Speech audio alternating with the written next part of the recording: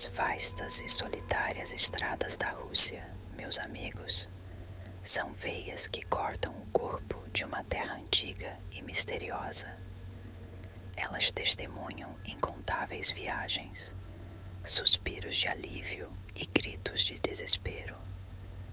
E nessas rodovias infinitas, onde a taiga se mistura com o asfalto frio, há lendas que rastejam das sombras da floresta, que se prendem aos faróis dos carros e sussurram nos vidros embaçados. Hoje vou lhes contar uma dessas histórias, um conto gelado sobre a fantasma da garota na estrada, que não busca vingança ou paz, mas algo muito mais terrível. Ela busca uma companhia para a eternidade.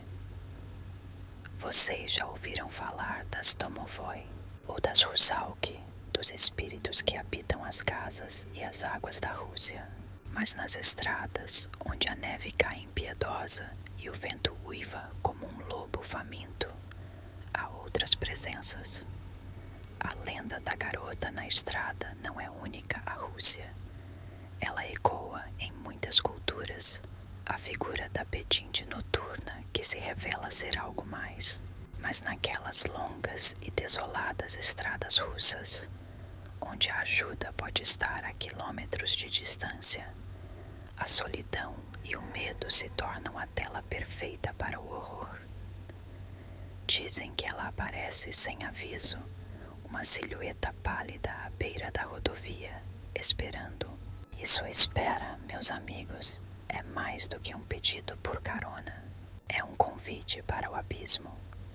Eu me lembro bem do caso de Dmitry Volkov, um caminhoneiro robusto, com mãos calejadas e um coração que se orgulhava de ser mais duro que o aço de seu Kamaz. Dmitry viajava pelas estradas russas há décadas, de Zhentynsk, Vladivostok a Moscou, e já havia visto de tudo: acidentes terríveis, tempestades de neve que cegavam, lobos espreitando na escuridão. Ele não acreditava em fantasmas, em contos de velhas. Para ele, a estrada era pura realidade, perigo palpável. Naquela noite, voltava de uma entrega longa, as luzes de Moscou ainda distantes. Uma neblina densa havia descido sobre a estrada, e o ar, que antes era de diesel e fumaça, começou a ter um cheiro estranho, como terra molhada e algo adocicado, quase floral, mas com um toque de ferro. Eu via nos olhos dele o cansaço da estrada, o desejo de chegar em casa. Mas a estrada tinha outros planos para Dmitry. Nos primeiros quilômetros naquela neblina, Dmitry tentava ignorar os pequenos sinais. O cheiro estranho que se intensificava, os faróis de seu caminhão que pareciam penetrar menos a neblina do que o normal. E os sons. Os sons. Pequenos estalos no rádio, mesmo quando estava desligado, e às vezes um sussurro fraco, quase como um lamento infantil, que parecia vir do banco do passageiro. Ele se repreendia, claro. Cansaço, Dmitry, sua cabeça está pregando peças. Mas a voz dele, que ele ouvia em sua própria mente, soava um pouco mais tensa. Então ele a viu, uma silhueta, à beira da estrada, no meio do nada, sob a neblina espessa. Uma garota, jovem, talvez uns 12 ou 13 anos, com um vestido branco fino, inadequado para o frio, e os cabelos escuros emaranhados. Ela não acenava desesperadamente, não corria. Apenas estava ali, parada, com o braço estendido, o polegar para cima. Seus olhos, mesmo àquela distância, pareciam brilhar na escuridão. O coração de Dmitry, tão acostumado à dureza da vida, deu um salto. Ela parecia tão frágil, tão tão deslocada. Ele hesitou. As lendas, os avisos dos velhos, mas a compaixão falou mais alto.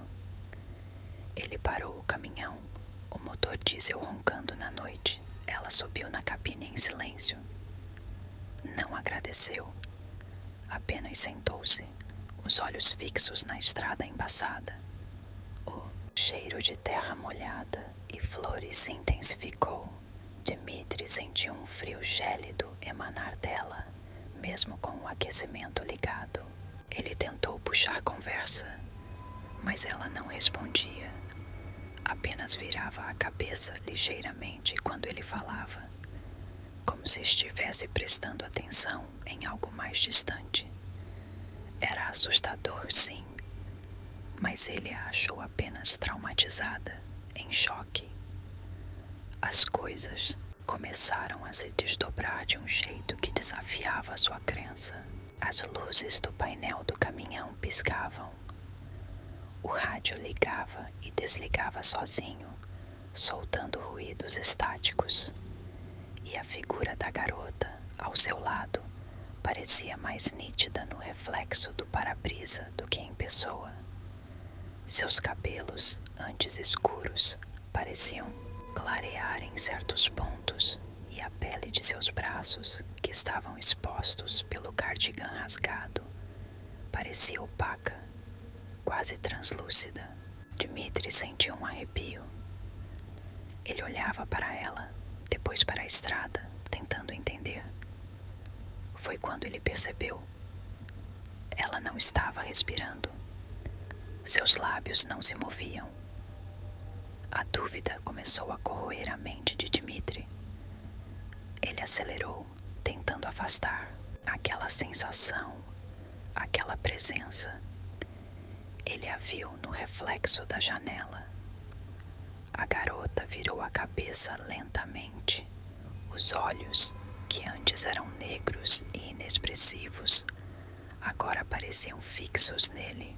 Não havia pupilas, apenas um branco leitoso, quase cinzento, e um sorriso, lento, distorcido, que se alargava.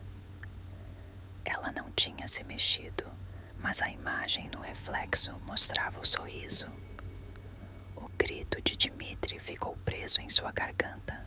Ele tentou frear, desviar, mas o caminhão não obedecia. Ele se lembrava de ter parado para ela, de ter aberto a porta. Mas quando? Aquela era a realidade, ou ele estava em um pesadelo acordado? A paranoia o consumiu. Ele olhava para uma garota, ao lado, que agora parecia mais alta, mais esguia, e o cardigan rasgado pendia como trapos. Seus dedos pálidos, que ele mal havia notado, estavam sobre o câmbio, segurando-o firmemente. Ela não estava pedindo carona, ela estava no controle. Ele começou a ter pesadelos vívidos que se misturavam à sua realidade. Sonhava com a garota, que não era mais uma criança, mas uma figura sem idade, cujos olhos vazios o chamavam e cujos braços longos e esguios pareciam se estender para ele.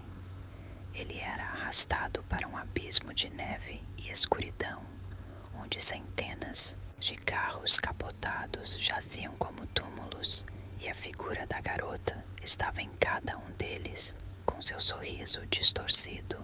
A entidade sussurrava enigmas sobre o cansaço eterno, sobre o que estava por trás da estrada, e sobre como ela era um portal não para a morte, mas para um aprisionamento da alma. A dúvida sobre sua própria sanidade o corroía até o osso. Estava ele enlouquecendo, ou a presença era mais do que ele podia suportar? A última vez que Dmitri foi visto, ele estava em seu Kamaz, que havia capotado em uma curva traiçoeira da estrada, no meio do nada, sob uma densa neblina. O motor estava desligado, as luzes apagadas. As equipes de resgate o encontraram preso nas ferragens, com os olhos abertos e fixos, mas completamente vazios. Um sorriso pálido e sereno brincava em seus lábios, mas não era o sorriso de Dmitri. Era um sorriso de um alívio terrível, de uma mente que havia se entregado completamente. E um frio intenso emanava dele, um frio sobrenatural que enregelava o ambiente. E o cheiro de terra molhada, de gasolina queimada e de flores murchas, o cheiro da desolação era insuportável. O que aconteceu com Dmitri? Os relatórios da polícia falaram de fadiga, de uma curva mal calculada. Mas os mais velhos, os caminhoneiros que ainda viajam por aquelas estradas, que sentiram o frio, que viram o sorriso vazio e os faróis que parecem ter se apagado, sussurram outra verdade. Ele foi levado. A estrada, a entidade, o reclamaram. Sua mente, sua alma, foi consumida. O corpo de Dmitri permaneceu, mas a pessoa, a vida, havia passado para o outro lado, para uma viagem sem fim. E a figura da garota? Bem, ela continua lá, à beira da estrada, esperando por mais uma carona.